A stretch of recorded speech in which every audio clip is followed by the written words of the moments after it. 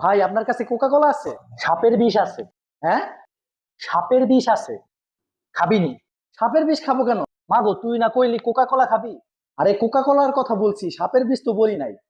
Coca কোলা আর সাপের বিষ কোনো পার্থক্য নাই। মানে? মানে তুমি যেটা শুনছো ওইটাই। আরে ভাই, কথাটা বুঝাইয়া বলেন। বুঝাইয়া কইতে গেলে তো এখন ছন্দ কোন লাগবো। তাইলে আপনি ছন্দেই বইলেন, তাও বুঝান। যখন খাও তুমি কোকা কোলা সহ তাদের পণ্য, হ্যাঁ, দায়ী থাকবা তুমি প্রত্যেকটা রক্তের জন্য। হ্যাঁ, বিক্রির পর এক একটা অর্থের অংশ করতেছে আমার ভাই বোনের জীবন ধ্বংস। ভাই, এটা আপনি কইলেন কি? ঘটনা সবই সত্য। তুমি মিয়া জানো কি? আমরা তাও কোকা কোলা খাই, কারণ আমাকে কোনো বিবেক নাই। আমরা কি কিছুই বুঝি না? আমরা সবই বুঝি, আবার বুঝাও বুঝি না। তাইলে তো আমরা মস্ত বড় গুনাহগার আসামি। তার কারণ আমরা করি মাইশের গোলামি। তাইলে ভাই এখন আমাদের করণীয় কি? করণীয় এখন একটাই, যদি হন ইমানদার আর যদি হন দোকানদার, ফালাই দেন কোকা কোলা, বেচবেন না খবরদার।